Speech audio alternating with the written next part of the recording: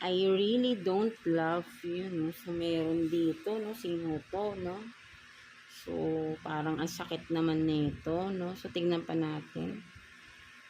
Doing spell, so galit na galit, parang literally, no? Parang nagagalit itong tao na ito, mga Sag, no? So, what else? So, then lonely without, no? So, bitter tong tao na ito, no? Kaya that's why, no? Kumbaga ay sobrang galit siya to the point na parang halos sinusumpa niya na kayo, no? Maybe nagkaroon talaga ng separation dito, no, mga Sagittarius, no? Because this person is hindi niya matanggap sa sarili niya na hiniwalayan mo siya, or ikaw to, Sag, no? Hindi mo matanggap sa sarili mo na hiniwalayan ka ng person mo, right? No, just take what's resonate, right? No, so cross watchers also. So, yan, no, meron ditong hindi matanggap, no, because nalulungkot talaga siya, yun yung